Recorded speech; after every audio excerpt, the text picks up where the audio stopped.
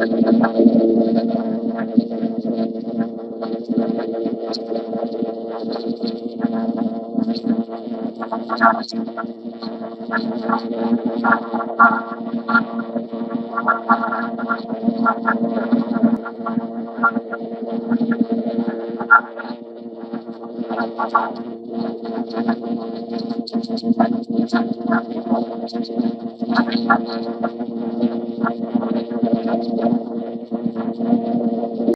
Grade ক্লিংকারের confidence cement বাংলাদেশের হৃদয় জুড়ে। আমরা প্রথম কার্য দিবসে আমরা প্রথমে বিভিন্ন আমাদের যে প্রকল্পগুলো আছে এগুলো নিয়ে আমরা মিটিং করেছি, কিভাবে দ্রুত বাস্তবায়ন করা যায়। আমাদের স্টাফদের মধ্যে সকলে উপস্থিত ছিল।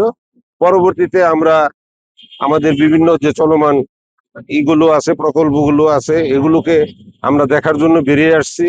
এখন এখানে দেখলাম আমাদের যে মুগর খাল, এটা আমরা খনন করেছিলাম, এইটাকে আরো নান্দনিক ভাবে এই খালে যাতে আমরা দুনো পাশে ফুটপাত তৈরি করে গাছ লাগানোর জন্য একটা জায়গা রেখে আমরা এখানে গাইডলাইন দিয়ে আমরা এটা করতে চিন্তা ভাবনা করতেছি যে দ্রুত আমরা এটা করব। এবং এখানে যে বাজারটি আছে, এই বাজারে যে ময়লা আবর্জনা এই খালে তারা হয়তো ফালায়, এইটা যাতে না ফালাইতে পারে এই জন্য কর্তৃপক্ষকে আমরা ডাকবো, ডেকে তাদেরকে নিয়ে এখানে ময়লা ফালানোর জন্য একটা নির্দিষ্ট জায়গা আমরা তৈরি করে দিব। তারা ওখানে ময়লা ফেলবে, ওখান থেকে আমরা ডাম্পিং করব, নিয়ে যাব।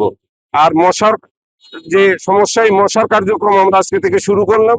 আমাদের গাজীপুর সিটি কর্পোরেশনের প্রতিটি ওয়ার্ডে ইনশাল্লাহ এই মশার নিধনের জন্য যে কার্যক্রম, আমাদের স্প্রে, এগুলো চলমান থাকবে। এখন আমরা আমাদের এই যে কাঙ্ক্ষিত একটি ব্রিজ তুরাগ নদীর উপরে কাশিমপুর এই নাউজোর বাসনের যে রাস্তার, এই রাস্তার এটার পাইলিং কাজের শুভ উদ্বোধন করার জন্য আজকে আমাদের টিম নিয়ে আমরা ওখানে যাচ্ছি। তা আমরা আজকে থেকে শুরু করলাম, আশা করি যে আগামী দিনে আমরা যতদিন এই নগরের দায়িত্বে থাকবো, ইনশাল্লাহ আমরা এই নগরবাসী যাতে শান্তিতে থাকতে পারে, সকলকে নিয়ে যাতে একটা শান্তিপূর্ণ বসবাসযোগ্য একটি এই নগর হয়, সেই জন্য আমরা কাজ করে যাব দিন রাত। আপনাদের অন্তত আমরা এটুকু বলতে পারি যে আমরা এটা চলমান রাখবো।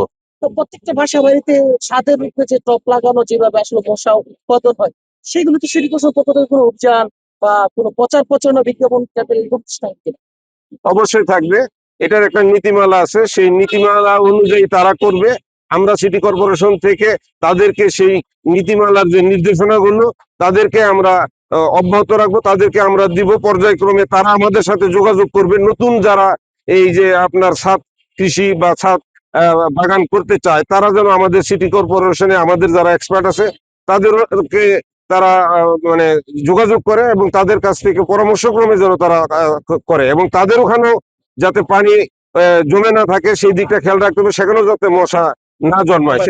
হ্যাঁ হ্যাঁ, মোবাইল কোড যে আমাদের যেটা, সেটা তো চলমান থাকবে।